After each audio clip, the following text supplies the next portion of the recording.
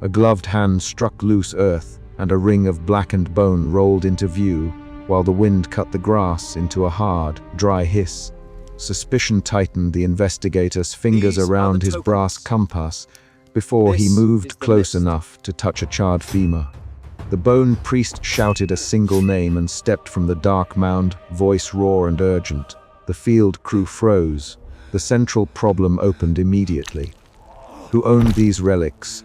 The village that tended the mound, or the team that would take samples tonight? He moved like a recorder poised to catch sound. He was 48, lean, with spectacles that slid low when he bent. His leather notebook sat in his coat pocket.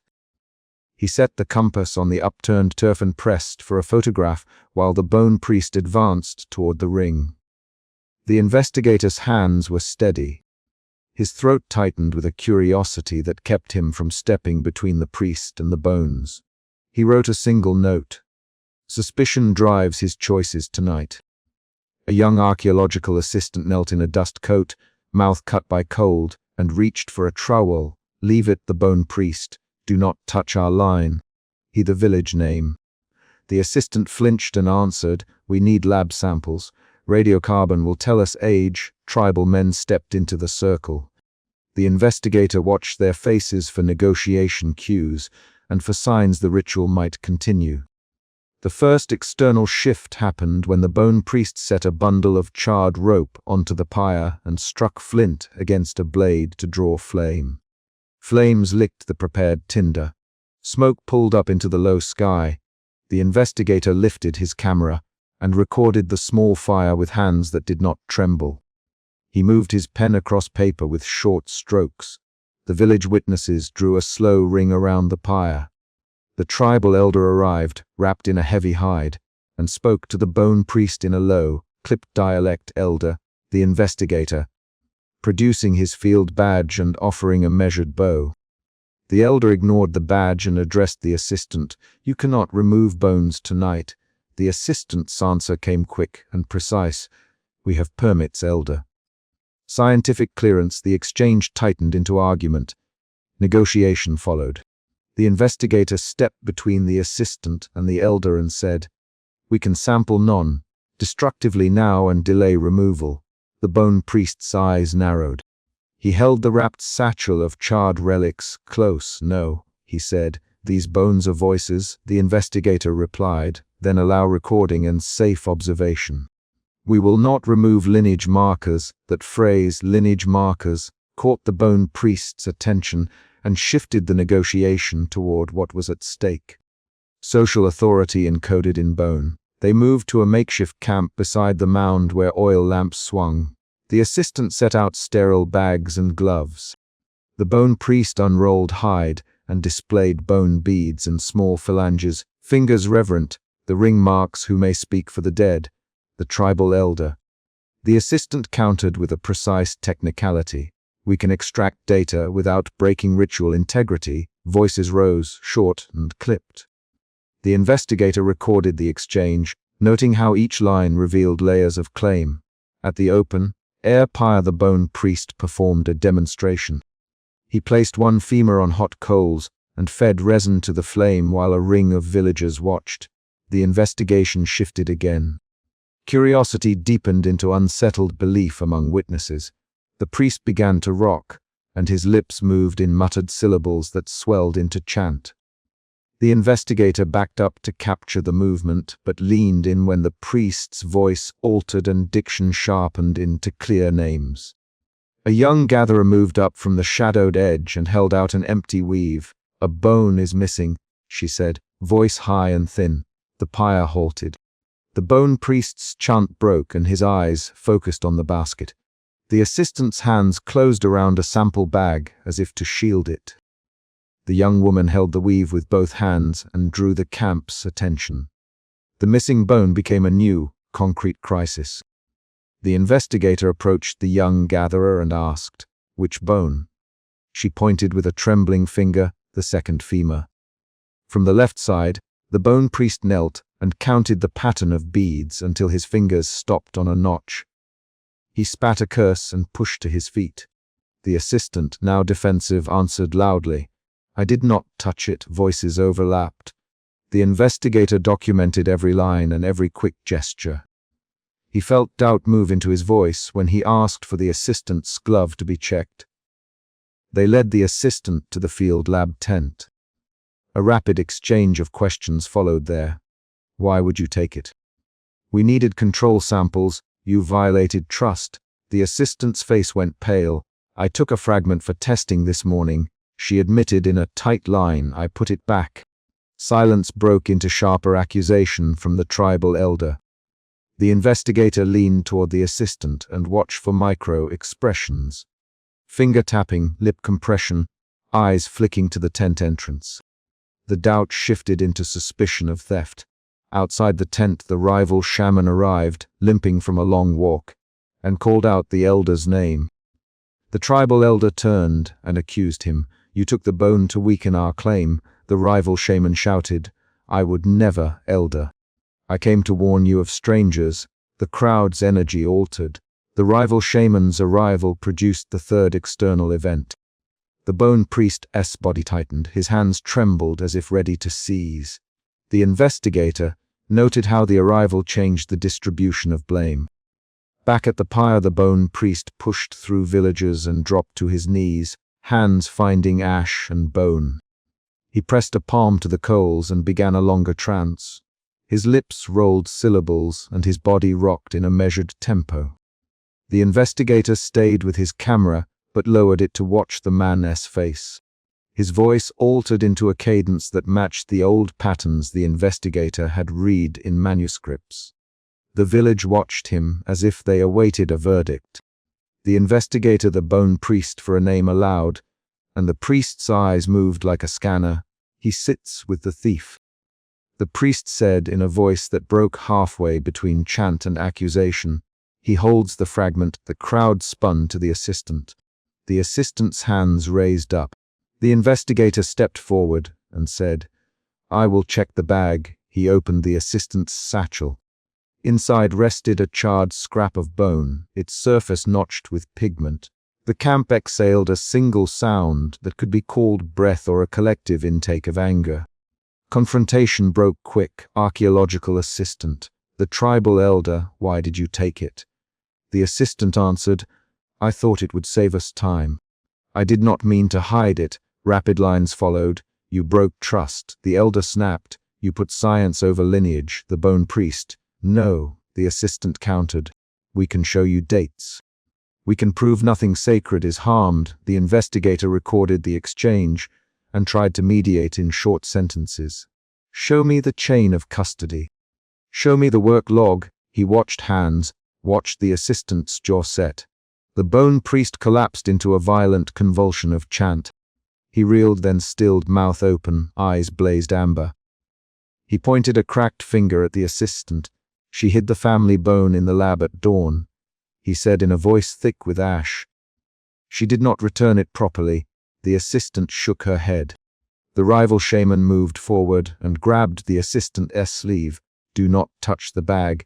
The investigator, and tried to keep the assistant from being seized.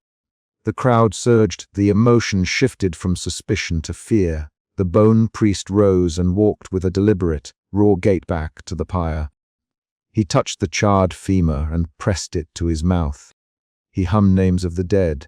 Then he shouted a location. Beneath the old stable wall, near the ashes of a cooking pit, the investigator registered the specificity, and his pen jotted the coordinates. Village men ran toward the stable. The investigator ran with them, because the name could be checked quickly. The arrival at the stable served as the mid-chapter mini cliffhanger. Everyone moved on a single assertion. They found the fragment half, buried under a tumbled stone near a cooking pit, still warm from recent hand contact. The young gatherer pointed and said, It was placed there after first light. The rival shaman shouted, I did not do it. The assistant fell to her knees and began to weep, hands flat on the dirt. The tribunal of villagers gathered and voices rose in anger and fear. The investigator watched the bone, turned it with sterile gloves, and found deliberate notches that matched the lineage pattern the bone priest had described. The field lab tent filled with heated conversation by pre-dawn. The investigator explained the notches to the assistant. "These marks are coded," he said, "not decorative. They map a lineage." The assistant wiped her face and said, "I thought a small fragment would matter." "I wanted to ensure preservation," the tribal elder replied. "Preservation is not yours to decide." The investigator wrote methodical notes and took 2 samples under the elder's watch. Action and reaction accelerated. Distrust deepened, authority fractured. The bone priest, exhausted, lay back beside the pyre and did not speak. Villagers closed ranks around their dead. The assistant was escorted to the edge of the camp, while the rival shaman argued for a formal hearing. The investigator, "We must record statements now." He dictated short lines for the assistant to sign. The elder demanded that the mound be sealed tonight. The investigator objected to unscientific sealing but conceded to a negotiated compromise. Non-invasive documentation tonight, samples tomorrow with joint oversight. The social order bent but did not break. At first light the tribe moved with labor. Stones were set around the ring of bones. Hides were soon to cover the mound's mouth. Elders placed small offerings at the edges. The investigator sat on a low stone and wrote a careful entry in his notebook, fingers stiff from cold. He set the charred fragment beside his compass and traced its notches with a fingertip gloved in cotton. The last external beat arrived when a village child ran up to the investigator and placed a small, wind-bleached bone at his feet. "For you," the child said. "So you will remember." He did not accept the bone. He only placed it in his bag for cataloging. The chapter closed with a concrete act. The mound would be sealed by communal decision, and the assistant would remain under supervision until formal review. The investigator recorded the sealing ceremony in exact terms. Who placed each stone, who spoke the words at the edge, which bells were struck. He wrote the word "claim" in his notes and underlined it twice. He left the camp with a photograph of the pyre, the night's tape, and a single half-buried bone sketched in his notebook. He had mediated, he had documented, he had not resolved the deeper question of who may speak for the dead. He paused when the tribal elder reached out and laid a calloused hand on his shoulder. The elder did not speak. He only nodded toward the mound. The investigator closed his notebook and pressed the compass into his palm. He left a folded page with the assistant's name and the recorded chain of custody pinned under a small stone at the mound's edge. The village began to walk away to daily tasks. The investigator remained by the sealed mound until the sun struck a single bone's edge and glinted like a small, dull coin. He walked back to the tent and copied pages into a field ledger. He read aloud the last line he had written. "Lineage marks present. Social custody contested. Further study subject to joint oversight." He folded the ledger and slipped it into his coat.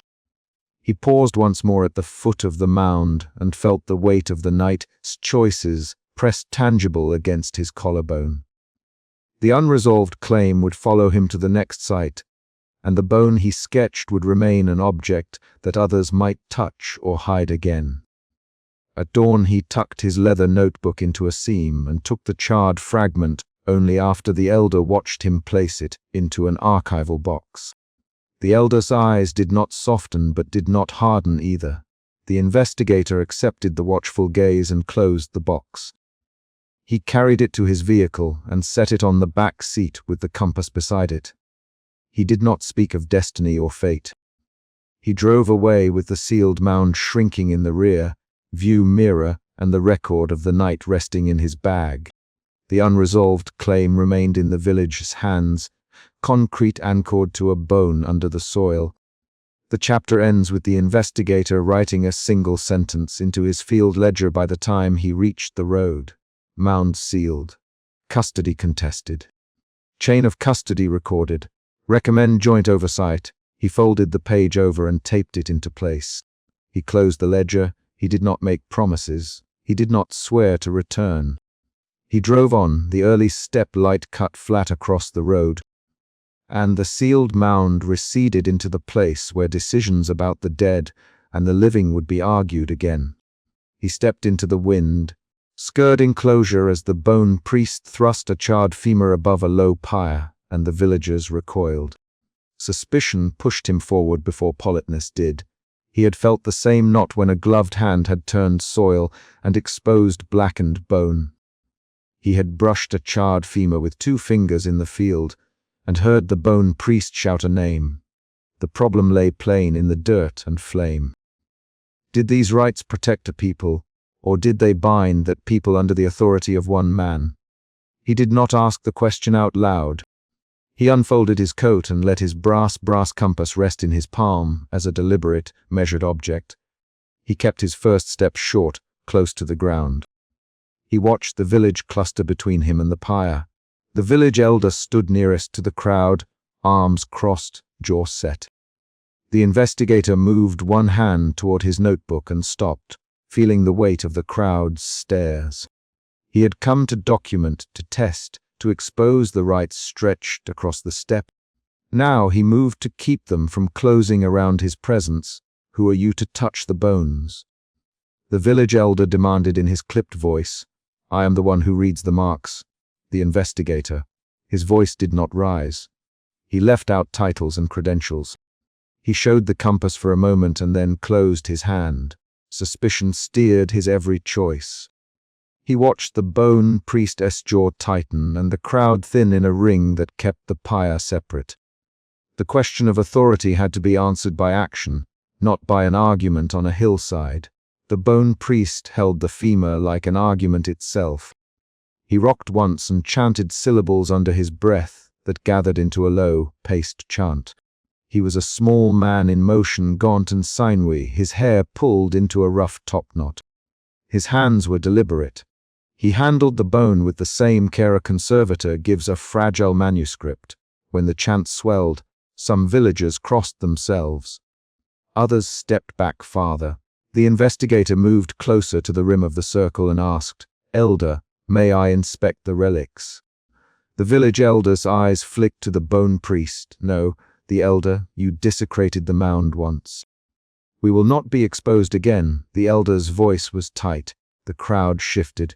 A child began to cry near the edge of the ring. The investigator felt the first emotional shift, suspicion bending toward irritation. He tightened his grip on the compass and drew a breath.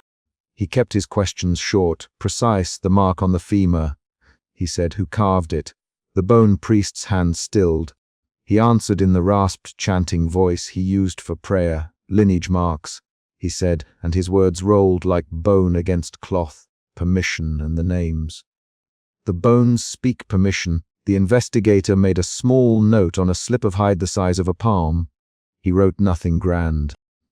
He wrote what he could prove by touch and sight. The young acolyte pressed through the crowd then, a narrow figure with hands that trembled. He handed the investigator a folded scrap of hide and slipped back into the circle without a sound. The scrap had ritual marks and a folded list of names. The marks repeated in a pattern that the investigator had begun to recognize. Not random emblems, but a coded system. He read 3 names and a set of thin brass tokens sewn into the fold. The acolyte's pupils were bright with fear. You gave that to him. The village elder barked. He moved toward the acolyte. Why would you betray us, Lamsa? The young acolyte, Lamsa, flinched. I did not betray you, elder, he said. I could not keep silent. The tokens, some names are missing. His voice was thin. Lamsa's hands trembled as he pushed the hide toward the investigator. They keep lists of owed rites. They keep favors. That is different from reverence. The words landed like pebbles. The investigator felt a second emotion shift. Doubt opening into a sharp, practical anger. He slid his notebook open and asked questions that would force specific answers. Who carved the marks? He asked Lamsa, who signed the tokens. Lamsa swallowed. The bone priest marks them after the pyre burns. He touches the names. Lamsa, he taps the brass when the hay burns down. He decides which family receives the right and which does not. The village elder took a step forward. That is a lie, the elder snapped. You speak out of turn, Lamsa. The elder's mouth was dry. The investigator made another small note. The bone priest's eyes hardened. He stepped from the platform and took 2 measured paces into the rim where the investigator stood. "You pry where you do not belong," he said. His voice was gravelly, but it held a steady rhythm. "We bind the living to the dead. That is the way of the steppe. If you would understand, you must learn the order." The bone priest's hands brushed the bone beads at his neck, as if they were a rosary. His mannerisms were reverent, deliberate. The crowd watched the exchange like a measuring of tides. The investigator requested a private conversation beneath a tarpaulin behind the platform. He wanted to hear the bone priest speak, without the crowd's noise. The elder pressed his lips together and finally allowed it, but only after the bone priest insisted. The tarpaulin smelled of smoke and damp hide. The investigator sat on a low crate and kept his notebook open on his knee. "You call these marks permission?" The investigator. "Permission from whom?" The bone priest's hands folded in his lap. "From those who keep the line," he said. "From our ancestors, as they sit in the pyre and name. From the families who bring the bones and the brass. It is not mine to give away." The investigator watched him closely. The bone priest's voice had a practiced cadence. He rocked slightly during the answer, a trance motion that made his hands tremble. The bone priest offered a short demonstration. He produced a thin satchel of powdered ash and a blunt brass, thonged blade. He set the blade on the crate between them. "Watch," he said, and he tapped the blade twice against the crate. He whispered a name, and the air in the tarpaulin stung with the scent of resin. The investigator watched the ritual like an experiment. He recorded the syllables, the physical cues, the precise way the ash fell from the satchel. The village had not allowed outsiders to see this before. He had the chance to record evidence. A field worker burst in halfway through the demonstration. He was windburned and breathless. A mound opened. "Child, pyre disturbed," he said, words tumbling. Someone dug at the small mound east of the goat pens. The investigator and the bone priest exchanged a glance. The tarpaulin shook with the sound of immediate movement. The investigator rose and snapped the notebook shut. The external event came again, as required, and it forced choices. They ran across the steppe in a small party. The investigator, the field worker, Lamsa, and 2 others from the village. The wind pushed against their faces. The smaller mound lay where the goat pens ended, and the grass thinned into bare earth. The investigator reached the edge and saw overturned soil and a hastily exposed pit. A child's pyre had been disturbed. Charred splinters lay scattered, and a ring of small arranged bones lay half exposed. He crouched and brushed the edge with a gloved hand. The bones were arrayed in a deliberate pattern around a folded list of names and several thin brass tokens.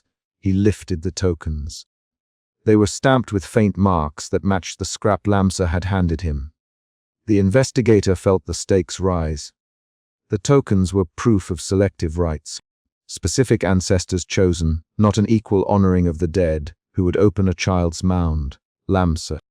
His voice was thin with anger, who would desecrate a child's pyre. The field worker pointed at the disturbed earth. Either thieves or someone who wants to force a change. Someone who wants to make a point. The investigator stood and let the wind press through his coat. He had suspected political control. Now he had material proof. That was a shift from doubt toward urgent clarity. The group carried the exposed items back to the ritual circle. They returned as dusk fell and the light narrowed into cold strips across the steppe. The crowd had grown. Voices rose in accusation and fear. The village elder demanded an explanation. The bone priest stepped into the circle and, without warning, launched into a violent trance. He began his chant loud and fast. He seized the blunt blade and moved it in a strict arc. The crowd parted with noise as the bone priest swung and called into the dark. He attempted to call the ancestors into judgment. His eyes glazed. The bone priest's rocking motion intensified until his arm swung again toward the acolyte. "Stop!" The investigator shouted, and he ran forward. He stepped between the bone, thonged blade and the collapsing acolyte. He felt the rasp of the bone priest's breath and the raw force behind his movement. The acolyte lurched, half fainted. The bone priest's chant broke into a string of names. People shouted. The village elder rushed forward and grabbed the bone priest's shoulders. There followed 3 rapid exchanges that became an argument of hands and words. "Let go!" The bone priest barked. "You cannot touch the rite," he said. "You cut at a boy." The village elder answered, "His pyre is open." "He endangers us." The village elder. The boy broke a line. The bone priest shouted, "The boy's family must be judged." The bone priest. "No." The elder. "We do not judge with blade and trance. We judge with counsel." The elder. "You betray the order." The bone priest. "You would bind us with lists and brass." The elder shot back. Hands pushed and voices rose. The investigator moved to steady the acolyte and to block the bone priest's arm. In the scuffle, the bone priest swore and a thin gash opened on his forearm from his own blade. He staggered back. The trance broke with a ragged sound. The villagers circled, breathing hard. The acolyte slumped on the ground, breathing shallowly. The investigator checked him and felt the skin cool at the neck. The immediate fracture of the village followed. Some villagers rallied to the elder's side. Others backed the bone priest. The investigator felt the emotion shifts accelerate. Anger turned to fear in the crowd. Fear condensed into a sharp, bewildered readiness to act. The moral rupture hid under dust and ash. The investigator had stepped between a swinging ritual blade and a collapsing acolyte. He had also interrupted a power that tied names to obligation. Night fell and the camp split into quiet groups. The bone priest was carried away, bleeding but alive. The village elder called for a ceasefire and appointed watchers. The investigator sat by the edge of the encampment, beneath a lone lantern, while Lamsa and the field worker argued in low voices nearby about who could be trusted with the tokens. The investigator opened his hand and looked at the thin brass piece that Lamsa had given him before the confrontation. He examined the token under the lantern light. Its mark matched one of the brass stamps from the disturbed child's mound. It was small and flat, worn at the edges. He turned it over and found a hairline scratch across the face. He could photograph it and catalogue it. He could use it as evidence. He slid it between his fingers and felt the cool metal. The night compressed around small, decisive movements. He pocketed the brass token with a small, deliberate motion. That act resolved the chapter's immediate conflict. An object moved from the village's secret cache into his possession. He had no intention of theft. He intended proof. The investigator closed his notebook and looked up at the bone priest's stretcher as it moved through the camp. He noted the priest's ash-smudged jawline and the ritual scars across his forehead. Lamsa stood across from him and said, "You will take it east." His voice was raw. The investigator nodded once. "I will not take what is not mine without record," he said. "I will record this. I will show the names. The village will choose after they see the list." Lamsa's shoulders dropped a fraction. The field worker, "Make it quick."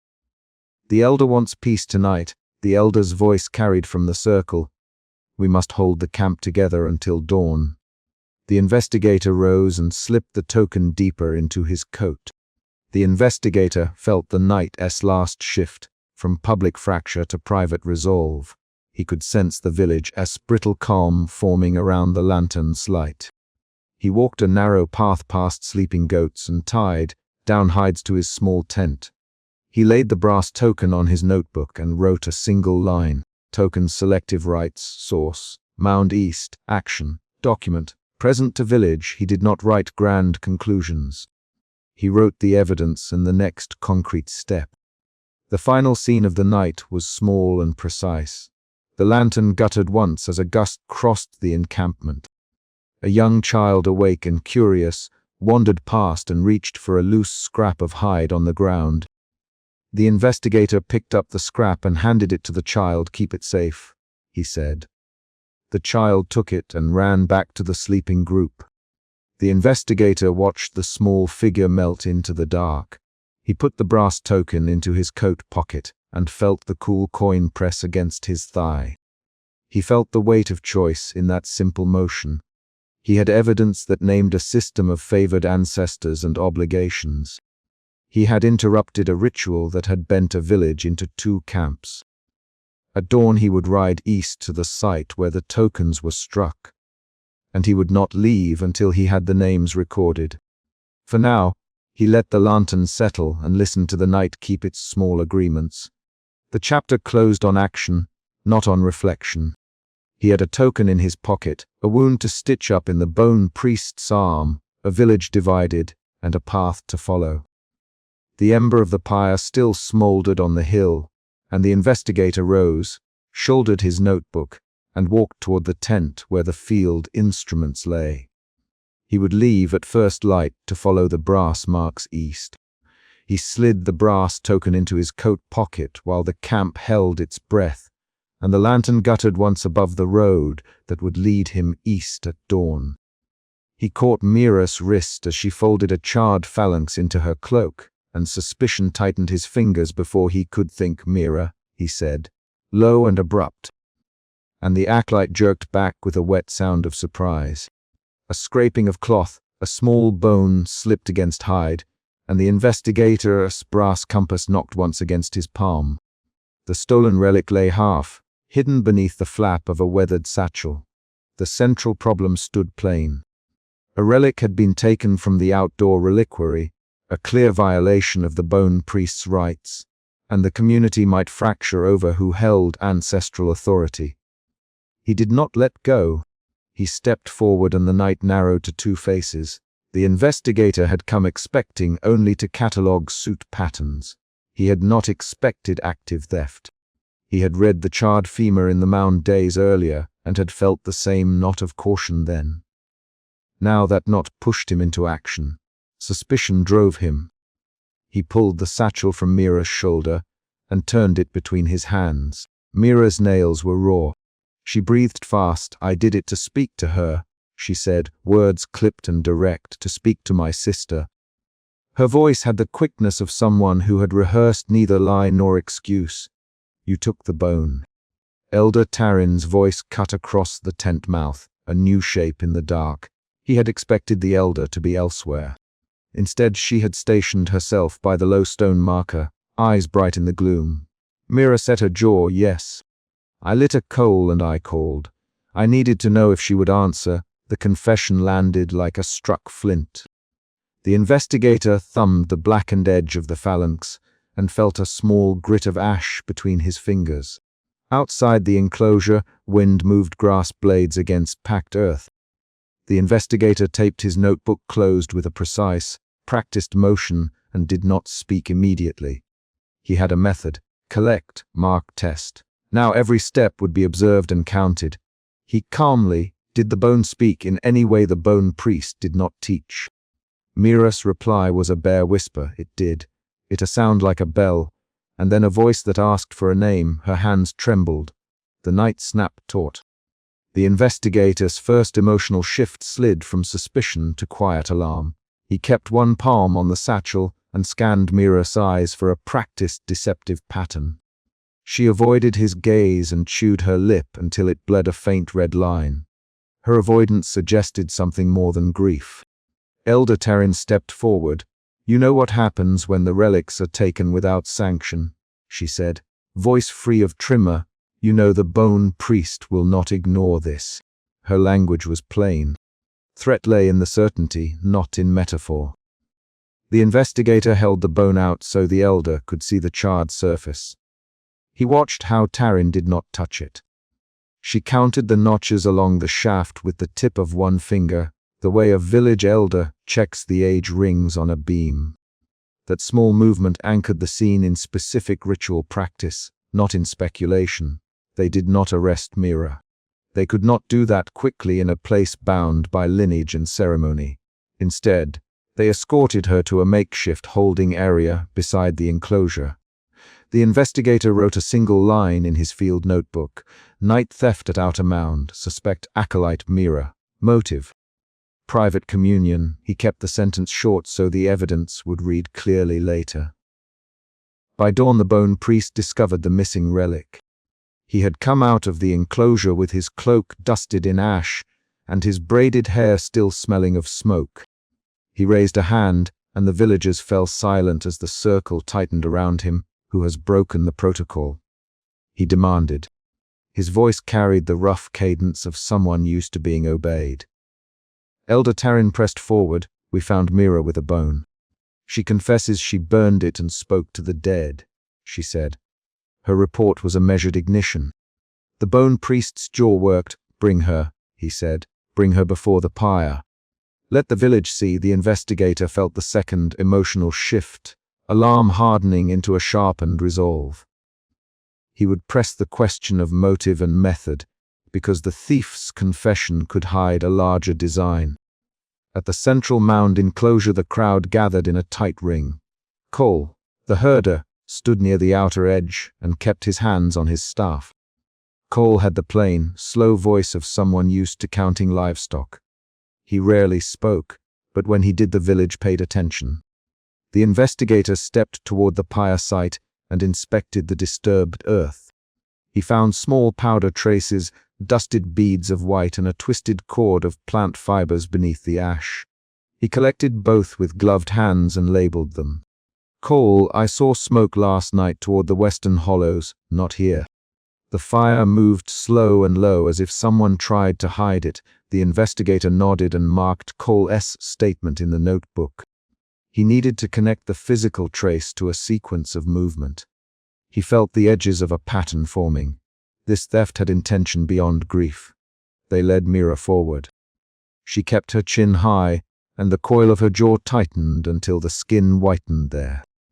The bone priest looked at her and asked, "Why did you take the relic without permission?" His question was blunt. The villagers watched every micro-reaction. Mira answered, "Tot, my brother's voice would not come. The bone did. It me a name I did not know.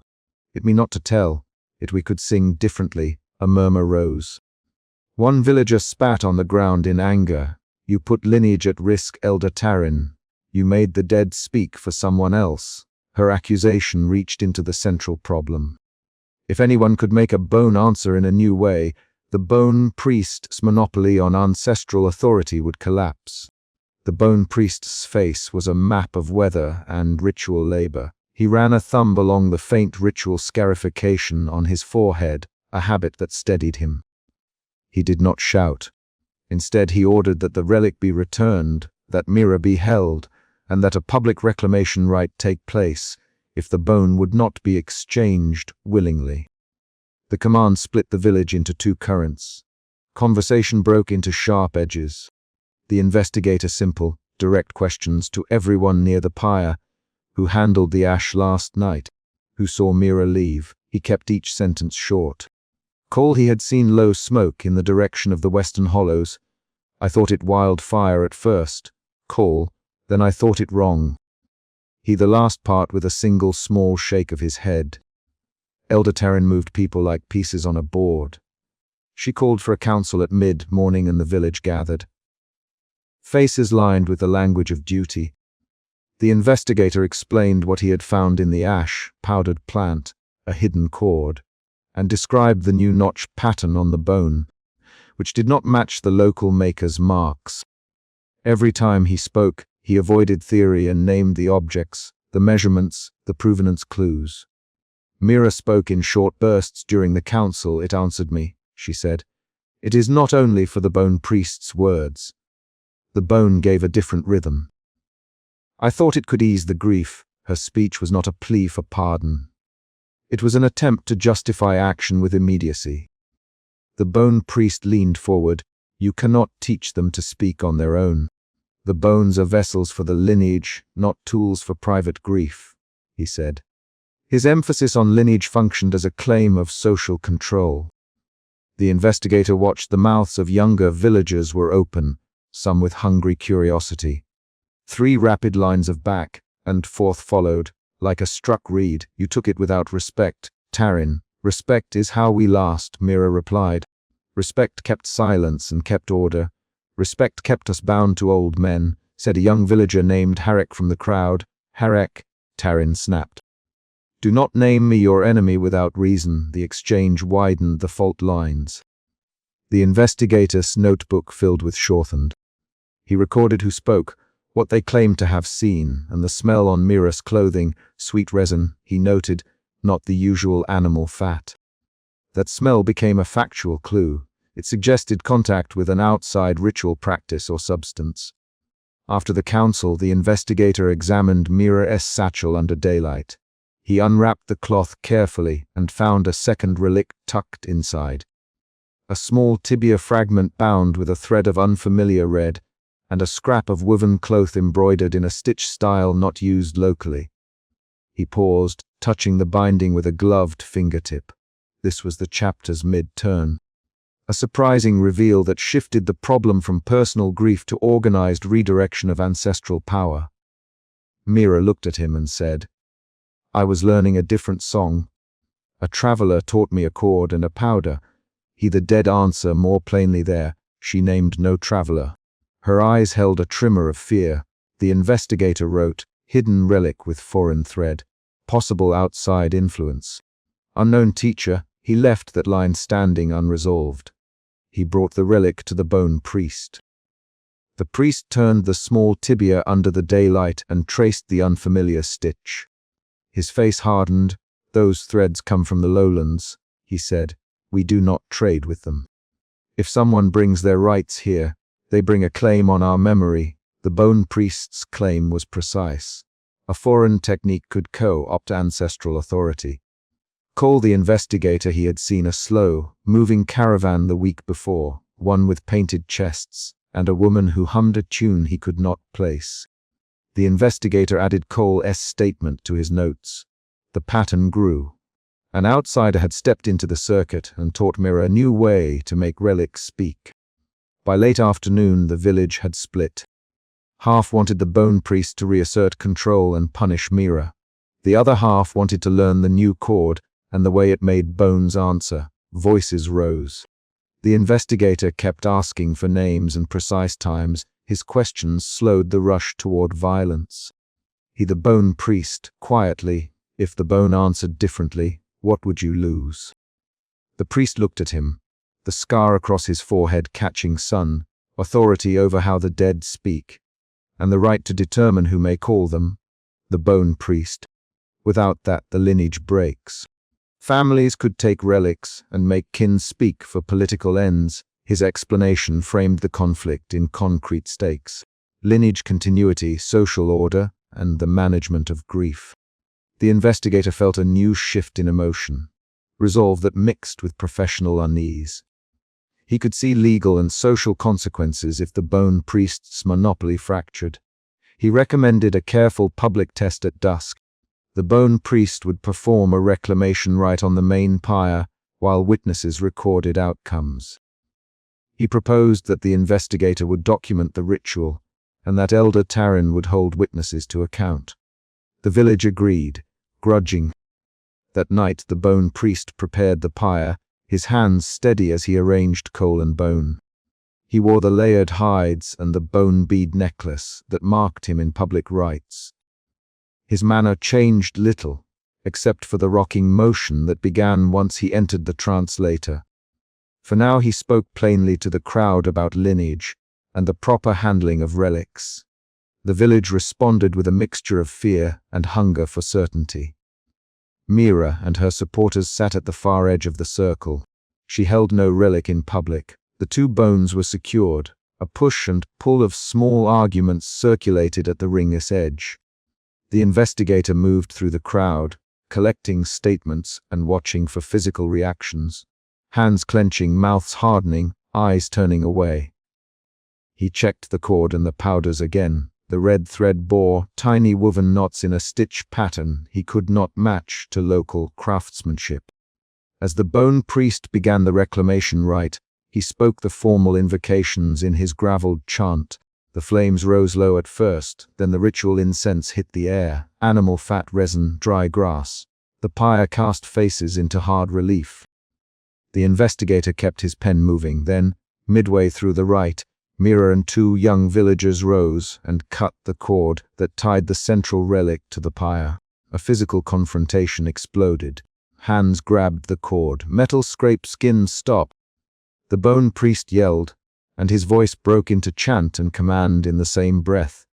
The investigator lunged for the cord as hands closed on it.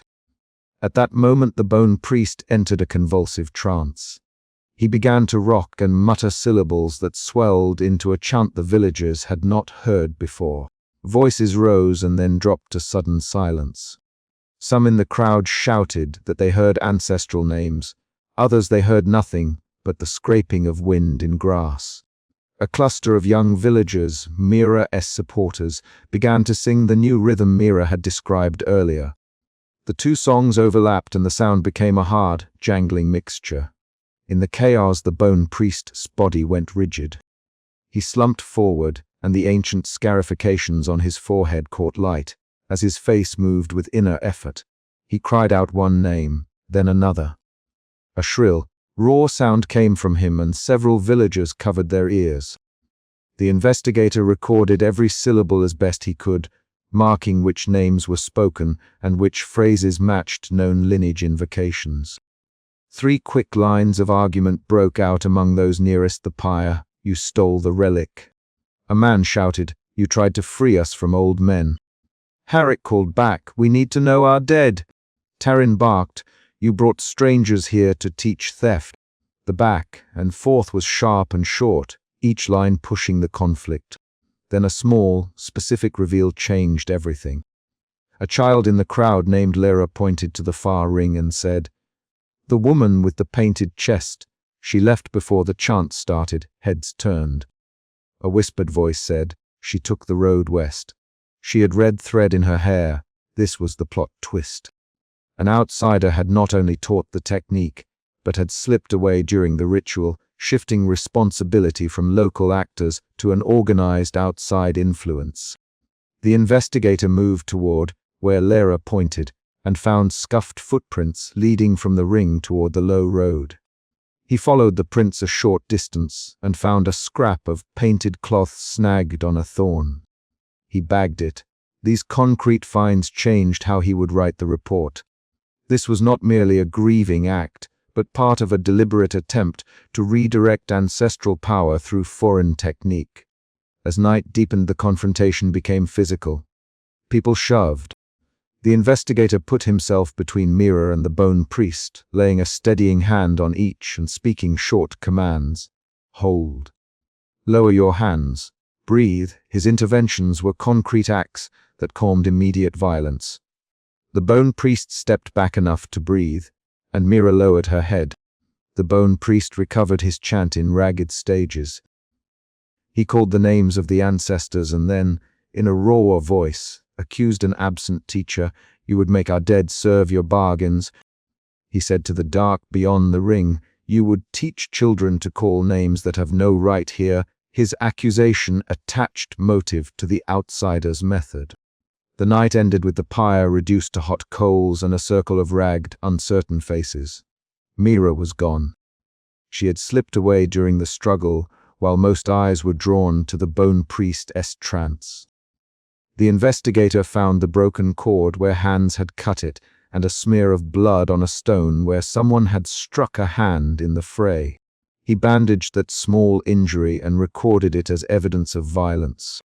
At dawn the pyre looked like a scar. Blackened bones, half-melted cord, and the faint outline of where relics had been arranged. The bone priest sat on the mound's edge with his hands empty. He had performed the reclamation and lost the relic anyway. Elder Tarin walked the circle and counted the notches on the remaining bones, as if accounting for debt. The investigator listed outcomes in his notebook aloud to the remaining council. The relic had been stolen and partly recovered. An outsider had been implicated. The bone priest's public authority had been visibly diminished. Mira had fled, and the village was split. He closed the notebook and looked at the bone priest. The bone priest simply, they heard different voices. Some will go where Mira goes. Some will stay. The line is broken now in places I cannot mend with chant alone. His admission was concrete and bounded. He did not speak of destiny, only of broken ritual continuity. Elder Tarin the investigator, what will you write? He answered with a single factual sentence. I will record the objects, the names spoken, the cord, the powders, and witness statements. I will note that an outsider with red thread influenced the theft. That answer satisfied no one completely, but it gave a way forward. Evidence rather than rumor. Before he left, the investigator walked the mound edge again and found one small bone half, buried in wind, swept grass beyond the fence line. He picked it up and set it on his palm. It was warm from the night's coals and smelled faintly of resin. He slipped it into his satchel for careful study and then closed his notebook. Footprints led away from the village toward the low road. They were fresh and told a specific direction. He wrote the final line of the day's report with deliberate hand. Dawn, charred pyre, relics scattered, mirror absent, footprints toward the low road. Then he folded the page and put the brass compass on top. He watched the bone priest stand and, without a word, follow the traces of the village as older men do, by small steps and measured pace. The investigator walked in the other direction toward the low road, feeling the case shift under his hand. From theft to conspiracy, from private grief to a wider claim on ancestral power. The chapter closed on that plain, physical motion. The investigator followed footprints away from the mound, while the township gathered to heal or to argue. And the bone priest remained at the charred circle to count the bones they still had left.